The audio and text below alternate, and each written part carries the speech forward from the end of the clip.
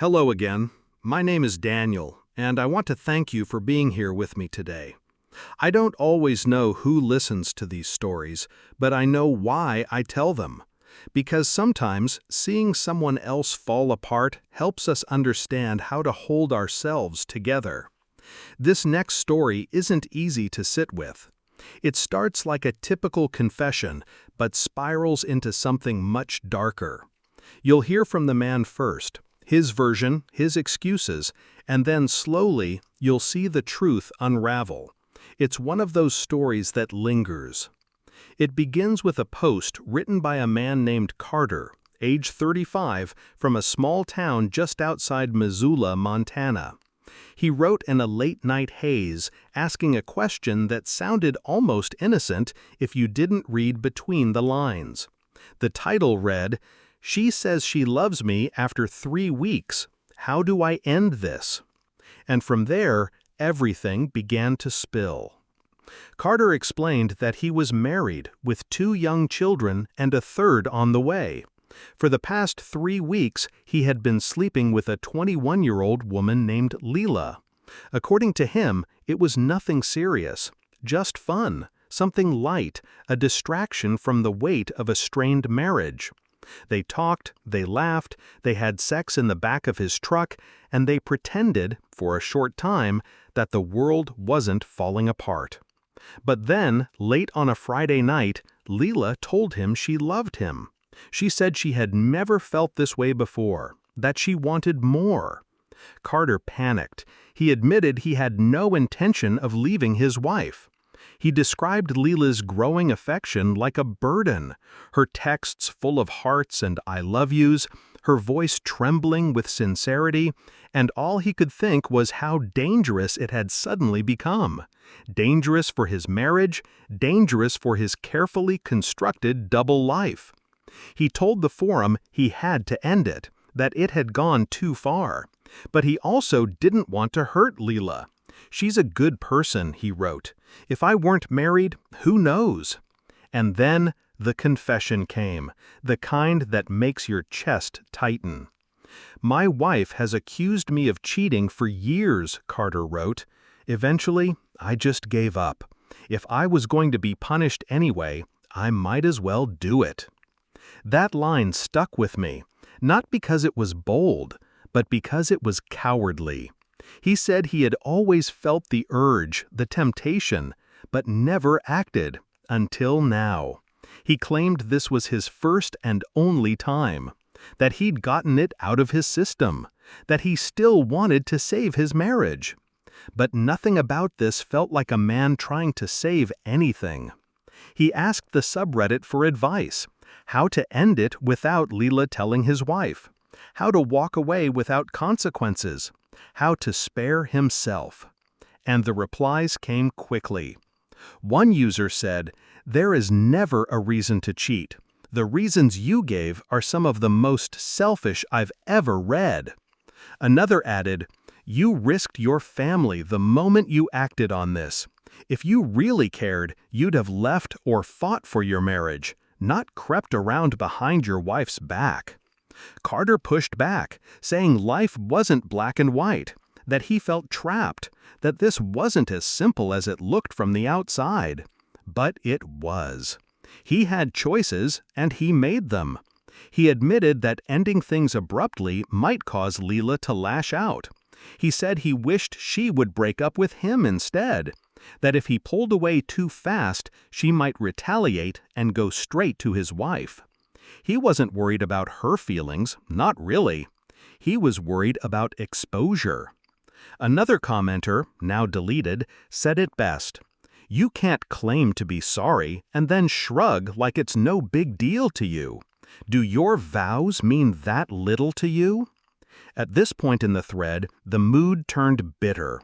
People weren't just angry, they were grieving on behalf of a woman who didn't yet know her husband had already left her emotionally. Strangers mourning for someone who would, someday soon, read the truth not from her husband's lips, but on a screen. And maybe that's the saddest part of all.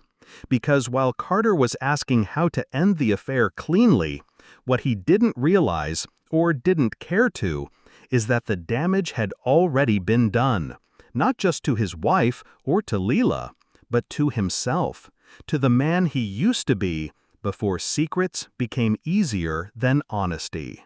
There's more to the story, much more. But for now, we leave Carter standing at the edge of a lie he built himself, hoping for a painless way out of a fire he started, praying no one gets burned when the smoke starts to rise. Let's move forward, and hold on to this. The choices we make in silence still echo, and sometimes they scream. There was one comment that hit Carter harder than the rest, not because it was particularly cruel, but because it spoke with the blunt certainty of someone who had lived through the wreckage. It came from a user called Lazy G, and it began with a quiet note, "As a kid with divorced parents."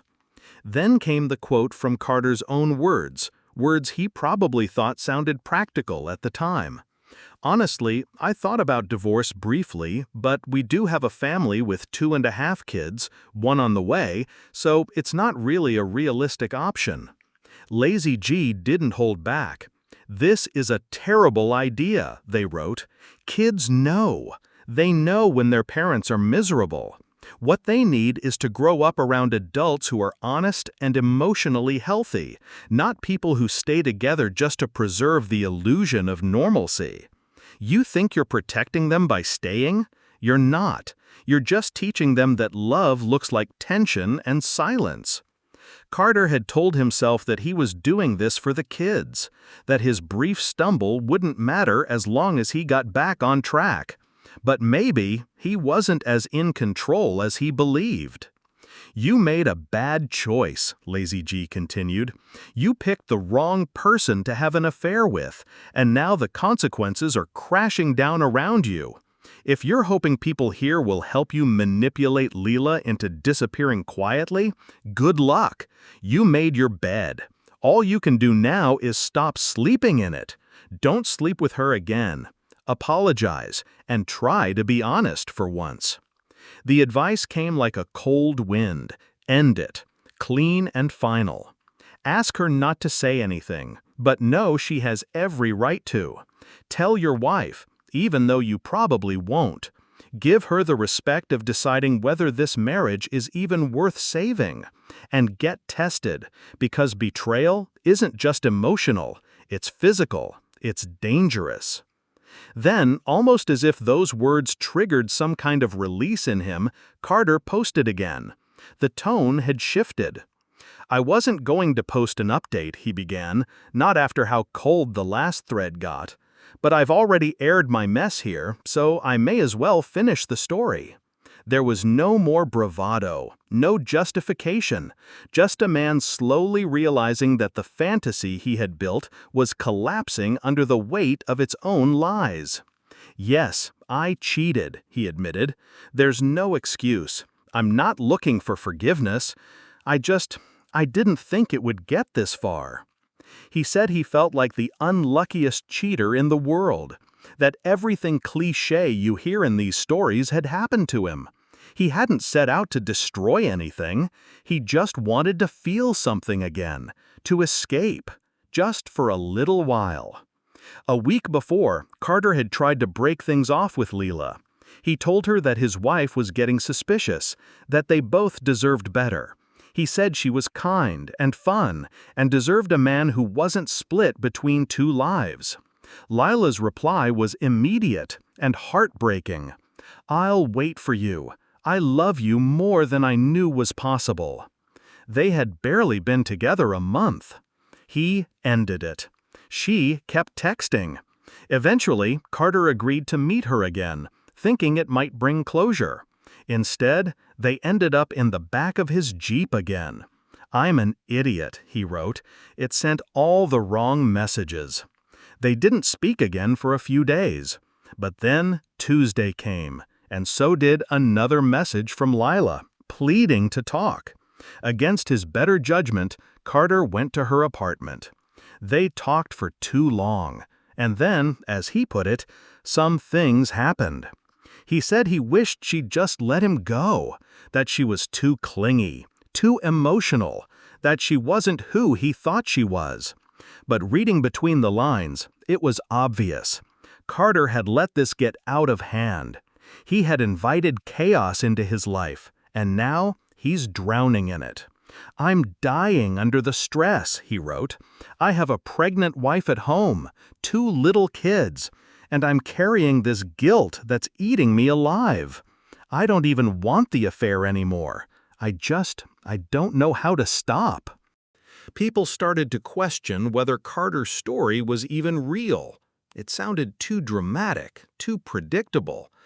But others dug deeper, found his old posts where he talked about meeting Lila, about the affair in its early days. It all added up.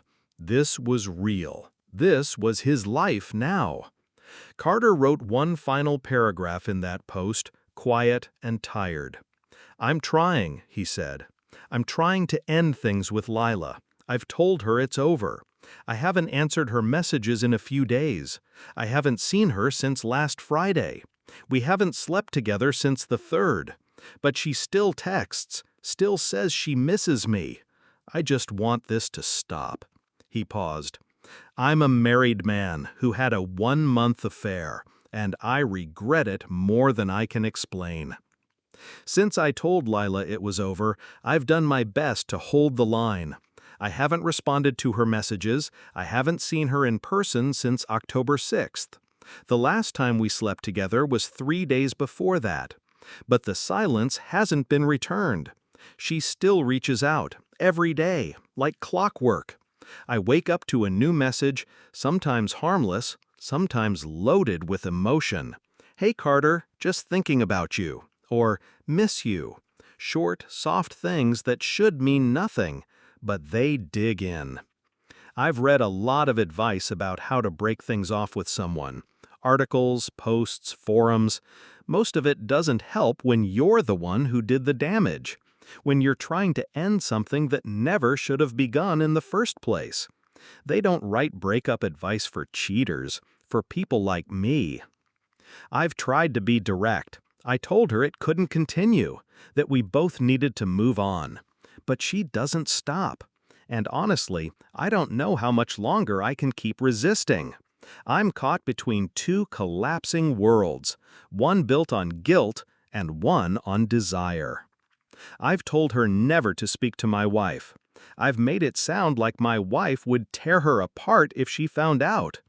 Part of me hates myself for that, for painting my wife as a threat just to protect my secret.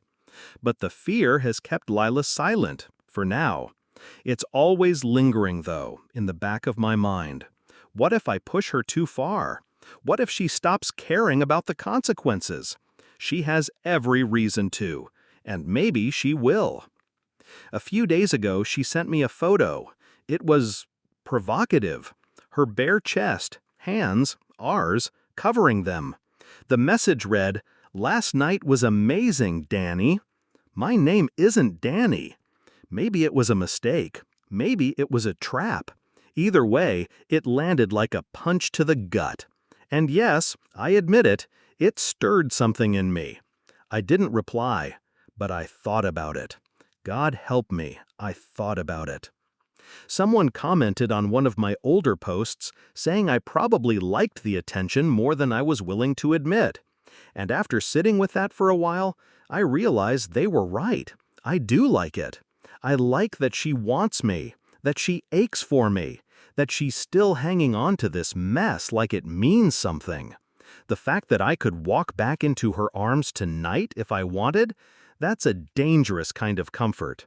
Addictive, twisted, but real. I hate admitting this, but it's the truth. I still think about her. When I'm alone, when I close my eyes, when I can't sleep. And yes, even in the most shameful ways, she's there. The images won't leave me. I've tried deleting them, but they're still etched in my mind. I know what matters. My wife, our family, our unborn child. I know all of that, but knowing and feeling don't always move in the same direction. I'm trying to forget Lila. I want to forget her, but she won't go, and some part of me isn't letting her. I've thought about reaching out to her one last time, to ask her to stop, to be friends. But that's foolish, I know that. It's tempting because it offers a middle ground, a false peace. But it's not real. There's no such thing as friendship, only temptation dressed up as kindness. I want to stop caring. That's my goal now, to be done with her, to forget her face, her voice, the way she used to look at me like I was someone worth loving. But I'm still hooked. I haven't told her that, I won't, but she makes it clear, every message, that she's still thinking about me, still waiting, still hoping. Today, while waiting in the car for my son's music class to finish, I opened one of her texts and just stared at it. I smiled. I felt that familiar ache in my chest. It's cute that she still cares. It's heartbreaking too. But I couldn't stop myself. I called her. We talked, not long, but long enough. I asked her how she was. We joked, we reminisced. Then I asked her something I shouldn't have, if she'd been with anyone else. She said no, swore it.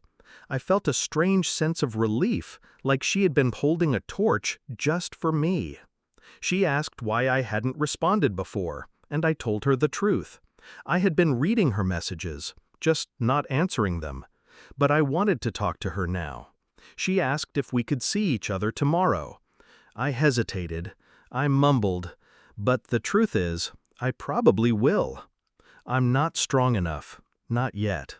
I tell myself it doesn't mean I don't love my wife, that it doesn't take anything away from my family, that it's just a separate part of me, something outside the lines.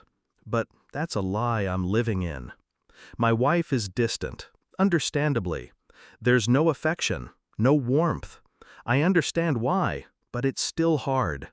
And then there's Lila, offering me what I'm starving for. If it starts again, which it might, I know I'll try to be safer.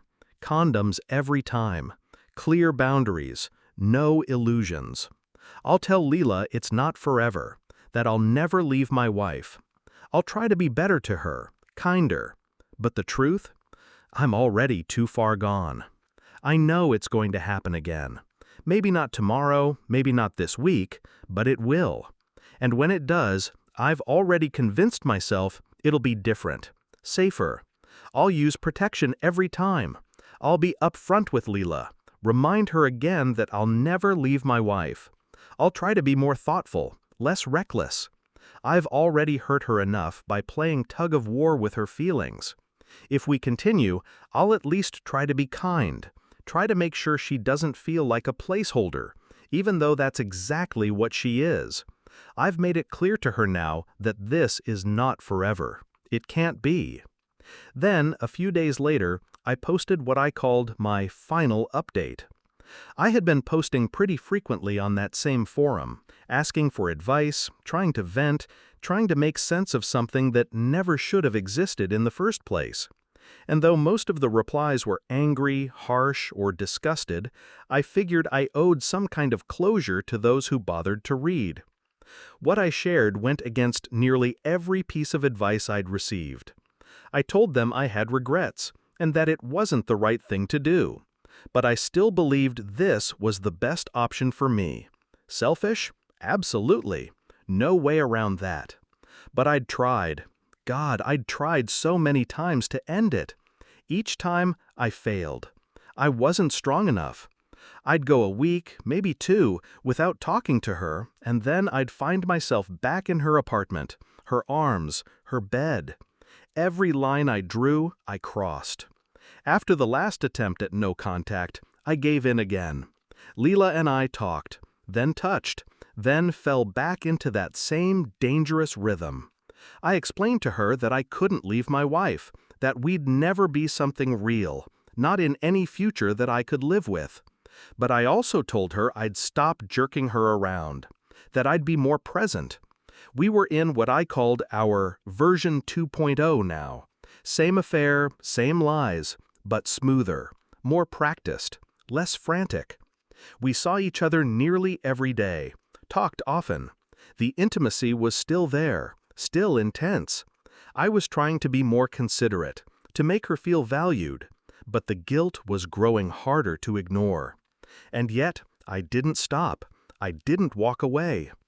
I told myself it was mutually beneficial, that she was getting something from this too, that we were two broken people just trying to patch up our loneliness. But deep down, I knew it wasn't that simple. I didn't want it to go on forever. I was still trying to repair things at home too, helping out more with the kids, taking on extra housework, doing little things that I thought might ease my wife's load. I thought that if I could just balance both worlds, maybe I could keep everyone content. But that's not how this works. Love doesn't survive in divided hearts. This wasn't a decision I made lightly. It's not something I'm proud of. I just knew myself well enough to admit I'm not strong enough not to cheat. It's too easy, too tempting, too fulfilling in ways that I haven't felt in years. But here's the contradiction that tears me in two. I still love my wife. I love our family. I don't want a divorce. If she ever found out, I know what I'd do. I'd fall to my knees and beg her not to leave. I'd confess everything and pray she could see how much I want to stay. But I don't believe she'd forgive me. I really don't. I've tried bringing it up indirectly, casual mentions of celebrities or acquaintances who've cheated. My wife's reactions are always severe, uncompromising. If she feels that strongly about them, how would she look at me? I used to think cheating was black and white. If you're unhappy, leave. If you cheat, you're scum. But living inside it, it's messy, complicated, not excusable, but layered in desperation and unmet needs. That doesn't make it right, it just makes it real. In the post, I thanked the people who had taken time to respond, both those who tried to guide me and those who lashed out. I needed both. The kindness made me feel human. The cruelty reminded me I'd caused pain. And then, something strange happened. A commenter mentioned that someone had started compiling my posts elsewhere, documenting the entire saga. Apparently, people had been following my every update, watching in real time as I spiraled and backtracked and fell apart. They even found the post I made on October 25th, the one where I finally admitted I had fallen back into the affair, again. By October 29th, I had posted on another subreddit, this time asking for advice on emotional affairs and how to manage them. I admitted the affair made me feel alive. I confessed that I was terrified of being caught. People were brutal in the replies.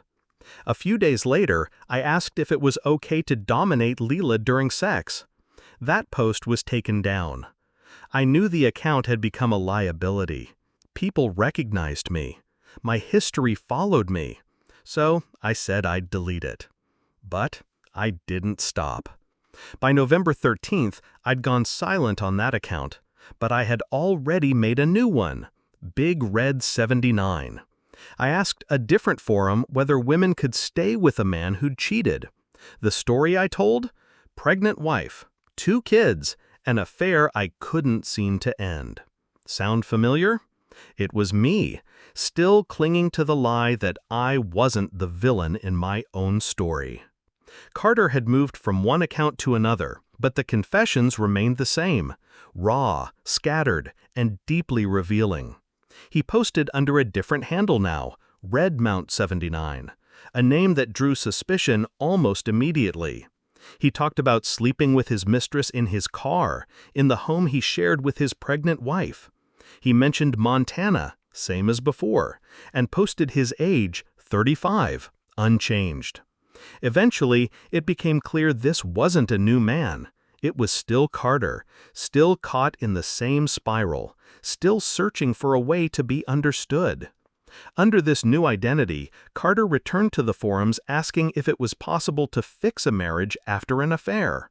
He said he was ready to confess, that he'd been keeping a diary of everything, that he wanted to share it with his wife.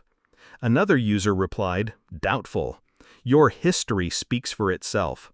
You don't change. You just find new ways to lie. Carter's response was weary. My history is one affair. I haven't done this regularly. I'm not some chronic cheater. I'm going to tell her. I'll beg her to take me back. I'll do everything I can to prove I can still be a good father. But in the next breath, he also admitted that if his wife never found out, he probably wouldn't stop. I'm not strong enough, he wrote. It's like I need someone to stop me, because I can't stop myself. His final comment in that thread came on November 14th.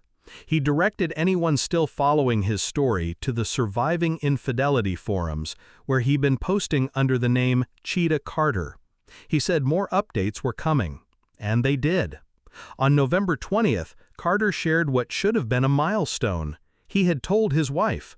He sat her down and told her everything, or at least the version he could bear to say aloud. Her response wasn't what he expected. She didn't scream, she didn't throw things, she simply looked at him and said, "I don't care," and then she cried, quietly, alone. Carter described her reaction as off-putting, said it stung more than rage would have. He thought that if she yelled, it might mean she still loved him. But this numbness, it terrified him. He couldn't sit with it. The silence unsettled him. So the very next day, he called Lila and told her he'd confessed, told her it was over. She asked if it was really the end, and Carter couldn't give her a straight answer. "I don't know," he said. His wife didn't speak to him for 4 days after that. When she finally did, she told him she wasn't sure what to do next, but that she wanted to speak to Lila, to hear it directly from her. Carter panicked. He said Lila could be unpredictable, and he didn't trust what she might say. But the truth was, he didn't want to watch the lie unravel from someone else's mouth. After being pushed by forum users, Carter said his wife had agreed to attend counseling with him. But the damage was already bleeding into everything.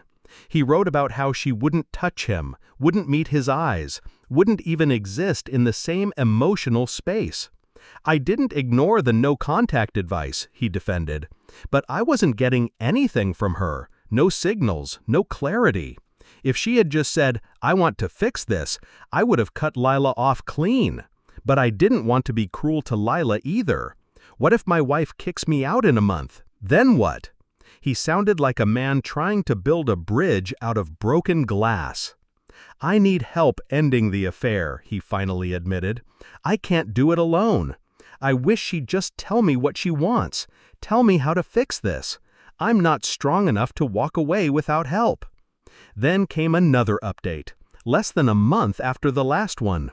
So much had happened in just 21 days, Carter could barely fit it all in a single post. He had planned to wait until after the baby was born to write again, but the situation had changed too quickly, too violently.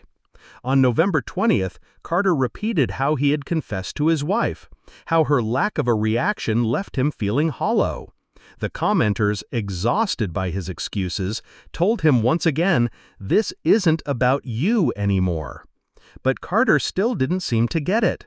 He told another user, a fellow confessed cheater, "I wish I felt the shame you do. I really do. I want to fix this, but I don't know how. If she doesn't want me, and I understand if she doesn't, then I want to be with someone who does." That was his logic, that if love left him, he would chase its shadow elsewhere. On November 29th, Carter started another thread. This time, he just sounded tired. "She won't look at me," he wrote, "won't talk. It's like I'm invisible. It's been 5 days. I don't know if I can take this."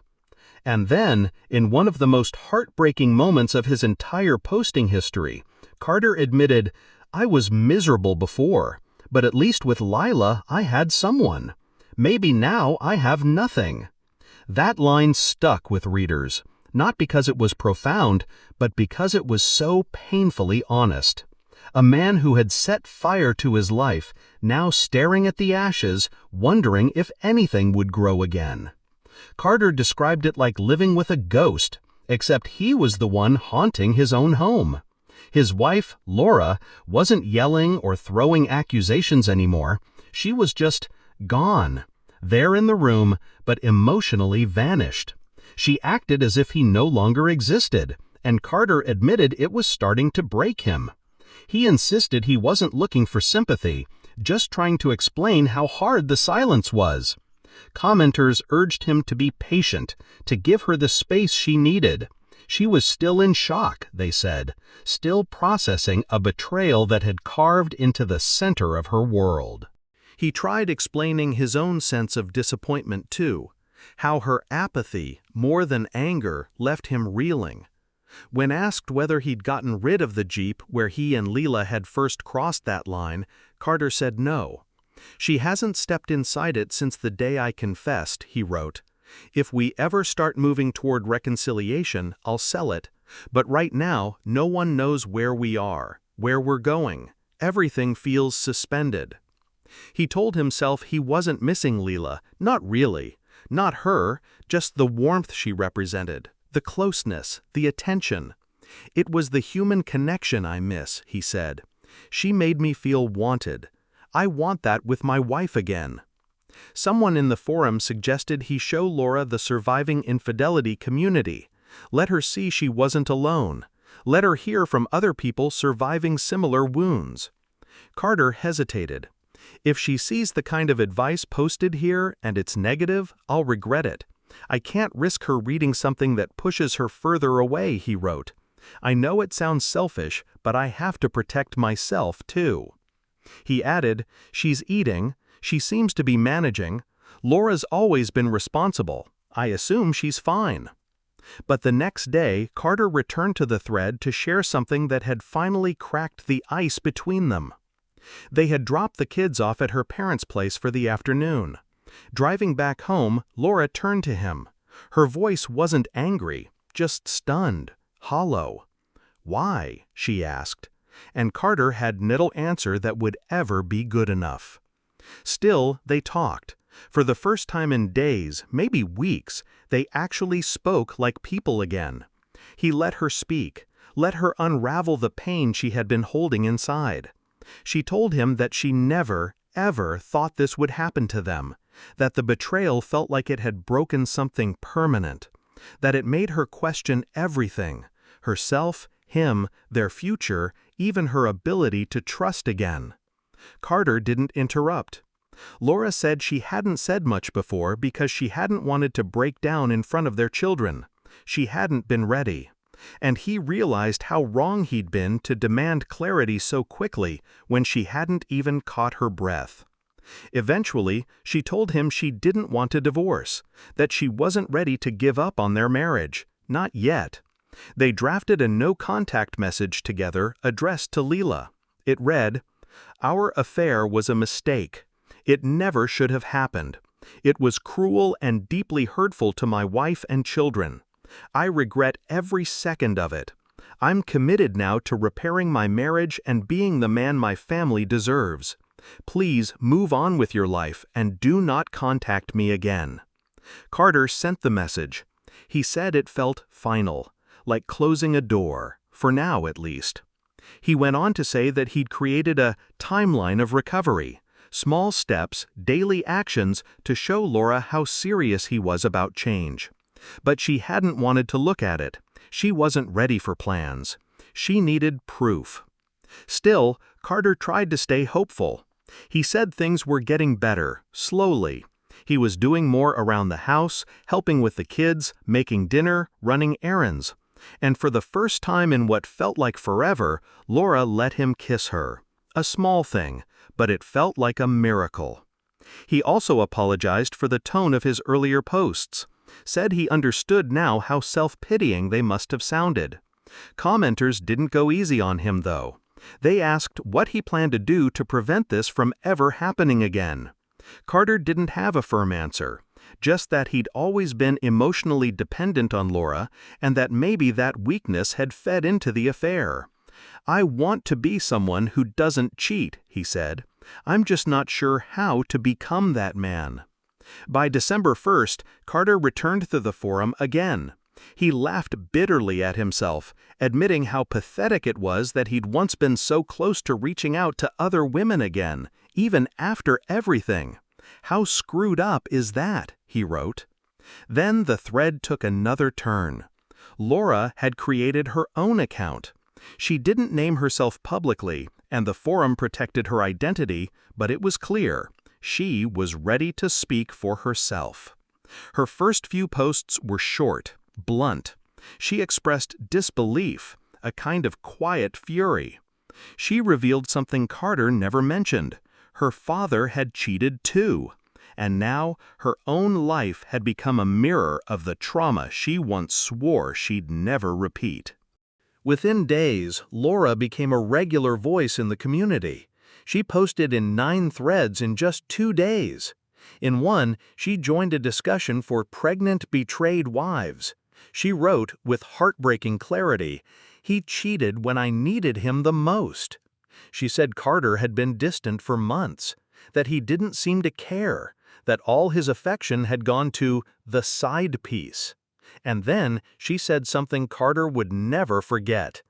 "I hate him for turning this pregnancy into a nightmare." Laura had once imagined her pregnancy as a season of quiet joy, of warm anticipation and gentle plans. But now it felt like a slow-motion collapse. "It's become a nightmare," she admitted on the forum, her words sharp with quiet grief. Still, she promised the other posters she would try to stay calm, for the baby's sake. She was terrified that the stress might harm the child growing inside her. In another thread, someone asked if betrayed spouses should know the full details of their partner's affair. Laura's answer was heartbreakingly conflicted. She said curiosity clawed at her constantly. Carter had even offered to let her read the journal he kept during the affair. Every meeting, every touch, every regret. But she refused. "The few texts I saw were already too much," she wrote. "I wanted to rip him apart. I don't think I'd survive knowing it all." That same day, Laura started her own thread. She admitted she wanted to confront Lila directly. "I want to scream at her," she wrote. "Tell her what it's like to carry a child while knowing the man who promised you forever is off screwing someone else." The other posters urged her not to go through with it, warning her that it wouldn't bring peace. Eventually, Laura agreed. She called Lila unstable, a bunny boiler, and said she wasn't worth the emotional fallout. Still, the pain bubbled up in other ways. "She's beautiful," Laura confessed, "young, confident, and apparently amazing in bed."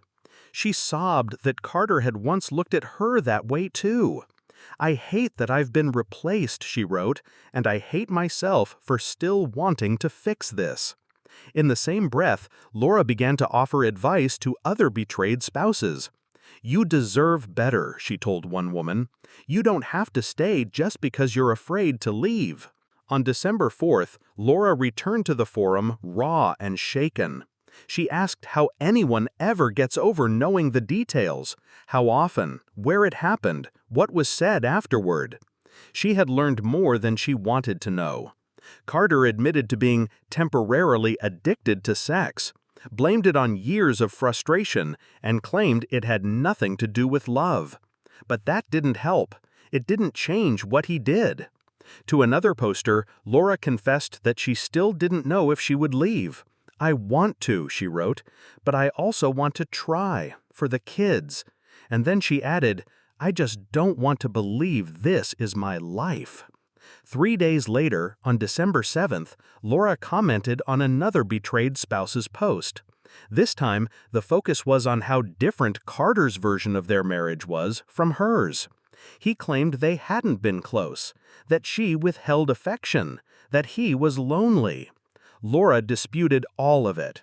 She said he had always been flirtatious, that she'd accused him of cheating for a reason, not paranoia, but instinct. "So many of these cheaters," she wrote, "tell the same lies, like they're reading from the same script." That night, Carter made things worse. He sent her a series of text messages. He told her he missed her, that he loved her, that he wanted to talk. And then he made the mistake of comparing her to Lila. "You used to respond to all my messages," he wrote. Laura snapped. She told him to go to hell, said Lila never should have been part of their marriage, that Carter's emotional neediness was exhausting, like dealing with a child who never grew up. She posted later that evening, still stunned. "He doesn't even understand how disrespectful it is to compare us," she wrote. "He wants someone who tells him he's perfect, even when he's destroying everything around him." And so the unraveling continued. The next day, December 8th, Carter made what would become his final post on the forum. He wrote under his backup account again. The main one had likely been banned or deleted. The new post echoed the same tired refrains: that Laura wouldn't respond to him, that she was cold, that she wasn't trying to meet him halfway. "She's so mean now," he wrote, like a wounded child. He said he'd canceled a trip to watch a football game to prove to Laura he was serious, that he had been doing everything right lately, but it still wasn't enough. "She won't talk to me, won't even look at me. She ignores my 'I love yous.' She's taken off her wedding ring." Forum members pushed back again. "What did you expect?" they asked. "You betrayed her, repeatedly. What kind of healing do you think happens in 3 weeks?" But Carter wasn't done justifying himself. He referenced the incident where he compared Laura to Lila, but left out the specifics. "Even simple things I say, she twists them," he wrote. "I told her I wanted her to talk to me more, and she took it as an insult." The final post read like a sigh. A man who still didn't understand that healing wasn't about whether he felt forgiven, but whether she felt safe. And deep down, Carter must have known. She didn't. There were nights when Carter would lie awake in the dark, the weight of silence pressing against his chest like a slow suffocation. He missed Lila, not just her body, though he admitted that too, but the way she looked at him, the way she laughed at his dumb jokes, the way she made him feel wanted. "I miss listening to her," he wrote. "I miss her smell. I miss kissing her. I miss everything." He said he had convinced himself she didn't matter, but he was wrong. Though he hadn't broken their no-contact agreement, he was struggling. Every day felt like a test, and he was starting to crack. One afternoon, he looked up her Twitter account. She had been posting vague messages, quotes about missing someone, songs they used to listen to, references only he would understand. "I wanted to talk to her," he confessed. "God, I wanted to talk to her." Instead, he went back to Reddit and asked for advice, again. He said his mind wouldn't stop circling back to Lila and blamed Laura's emotional distance for his spiral. The replies came quickly, most of them echoing what the Surviving Infidelity Forum had told him before. Stay no contact, stop checking on her, stop making excuses. But Carter admitted something else, something that made readers shudder. "Laura doesn't know I still check on Lila. She'd lose it if she did." Then the thread blew up. Someone took Carter's latest Reddit post and submitted it to a popular drama-tracking subreddit, summarizing his saga with brutal precision. It gained traction fast, over 100 upvotes in hours, and by the next day, one comment from that thread became the centerpiece of a viral best-of post. Hundreds of new users flooded Carter's thread. His replies were downvoted into oblivion. It didn't matter which account he used. People were done giving him the benefit of the doubt. His comments, now buried beneath outrage, kept repeating the same justifications: that he cheated because he felt alone, that he was trying to change, that he was still a good father. Few were convinced. Most weren't kind.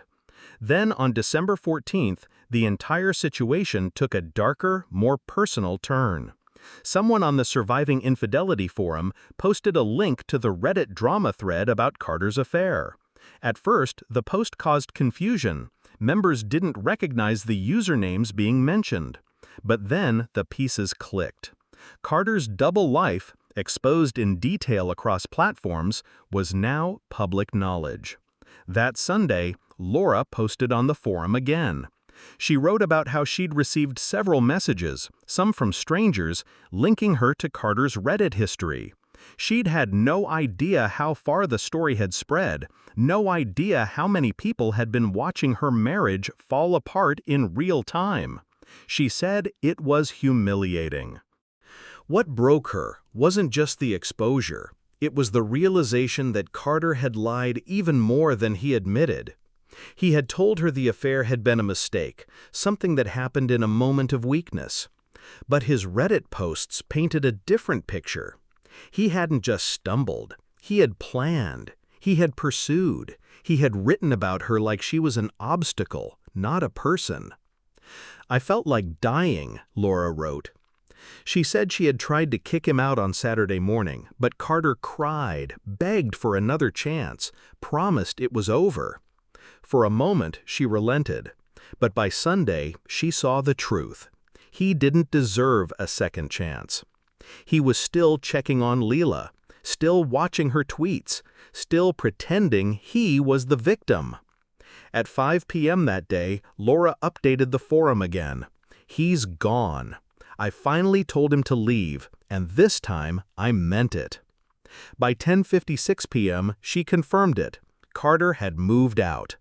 She called him a pathetic coward and referred to Lila as a special kind of poison.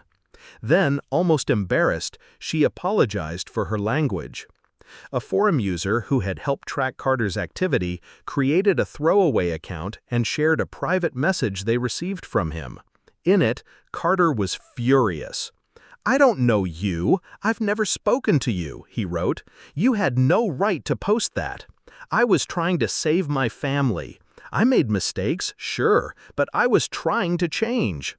The posts you linked, they were from during the affair. That wasn't me thinking straight." He went on, "I'm not proud of what I did. I've been working so hard to be better.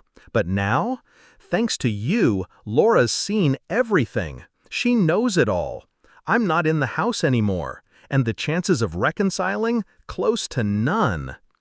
Carter ended the message with a desperate accusation. "You ruined this. You broke something that wasn't yours to touch." But the truth was, Carter had broken it all himself, long before anyone hit submit. Carter sat alone in the apartment he never wanted to move into, staring at the same thread he had once begged moderators to remove. A post that exposed him in the harshest light possible. His worst moment frozen online. "Why would someone do this?" he wrote. "Why would they want to ruin what little I was trying to save?" But deep down, he knew. No one else had ruined it. He had. Every message, every lie, every time he chose silence instead of truth. And just like that, Carter's story, what some had mockingly called the cheetah's tale, came to a close. To those who followed it, it wasn't just a train wreck of infidelity. It was the slow, painful unraveling of a man who couldn't stop himself from losing everything. Laura finally let him go. Lila disappeared from his life. And the internet, once his confessional, became a mirror he couldn't look into anymore. This wasn't redemption. It wasn't closure. It was just the end. And Carter, at 35, with a child on the way and a home that no longer felt like home, had no one left to blame but himself. Carter's story is painful, not because it's rare, but because it's familiar. Many people find themselves emotionally starved in long-term relationships and end up chasing validation in the wrong places. But when those choices cause deep betrayal, the consequences are often irreversible. If you're in a relationship and feel disconnected, speak early, speak honestly, let your partner in. If you're on the other side, dealing with betrayal, know that you're not alone, and your pain is valid. Healing isn't linear, but boundaries, therapy, and time can help. For those tempted to act on impulses like Carter, understand this: secrets have a shelf life, and the damage they cause once exposed is rarely worth the momentary escape. Don't wait until you're begging someone to forgive a version of you they no longer recognize. Own your feelings, but more importantly, own your choices. Because what you risk losing might be the very thing you'll never get back.